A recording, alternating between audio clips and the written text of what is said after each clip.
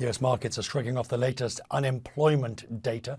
The Dow was lower for most of the day, it's now trading higher, and that's despite weekly claims for unemployment benefits unexpectedly rising last week. It's a bit of a strange number, the weekly claims, but it is a fresh reminder that the economic recovery is still fragile, which is strong reasoning for the Fed's decision not to tighten, or at least even talk about tightening yet, a tapering of bond purchases.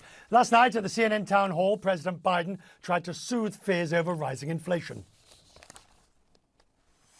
The vast majority of the experts, including Wall Street, are suggesting that it's highly unlikely that it's going to be long-term inflation that's going to get out of hand. There will be near-term inflation because everything is now trying to be picked back up. Tyler Goodspeed was the chair of the Council of Economic Advisors under President Trump, now fellow at Stanford University, and we're very grateful to have you with us. Thank you for taking the time. Look, I read your views on this issue of wages not keeping pace with inflation and the difference between real and nominal, and I take that on board. But the inflation we are seeing, as you heard the president say, is temporary, and that's the consensus of the Fed too. Well, I think that's right. In the long run, everything is transitory. When we look at where prices have really risen in recent months, it has been in things like lumber, it has been in things like used cars. That is likely to be transitory. In fact, it's already starting to dissipate. But as those transitory factors begin to dissipate, I think there are a few other shoes yet to drop. Rent is still below pre-pandemic trend. The chip shortage is likely to persist for several months more. And then there are other service sectors where we still haven't caught up to where we would otherwise be. So the question is whether we can observe such elevated levels of inflation for 6 months, 12 months, 18 months without expectations starting to reflect that. And I think we have already seen, particularly in survey data from the New York Fed, that longer run inflation expectations have indeed begun to tick up a little bit. And that's not such a terrible thing, but it does potentially complicate monetary policy down the road. Right, but would you be arguing for the beginning of tapering of QE sooner? We'll probably get an indication of what they're thinking about in September. But would you be arguing for a beginning of start of tapering sooner with a view to raising rates at an earlier time? Because there are only so many levers the Fed has. We'll get on to fiscal in a second.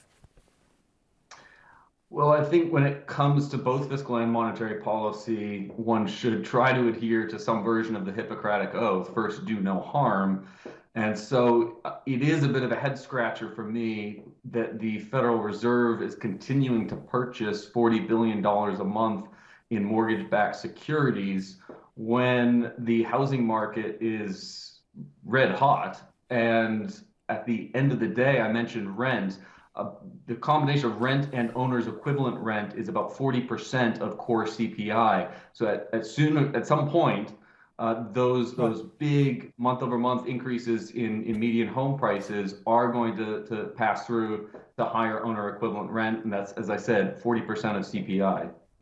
Dr. Goodspeed, I'm guessing that your main truck with all of this is based more on political, in the sense that the administration's current policy, particularly both on infrastructure spending and on its massive plan on social spending.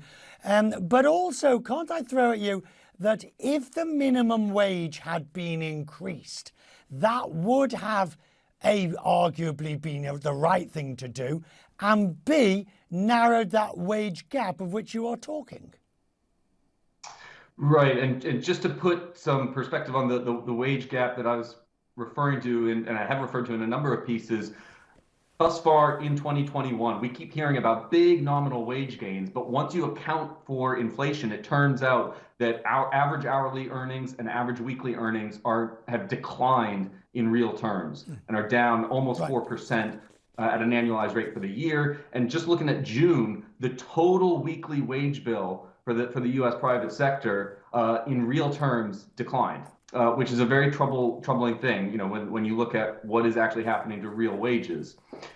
Look, nothing does more for raising real wages across the income distribution, but in particular at the lower end of the income distribution, like having a high pressure labor market that prevailed on the eve of the pandemic. So we saw big wage gains in both nominal and real inflation adjusted terms in November 2019, December 2019, January, February 2020. And I think the risk at the moment is that we're sort of putting the cart ahead of the horse.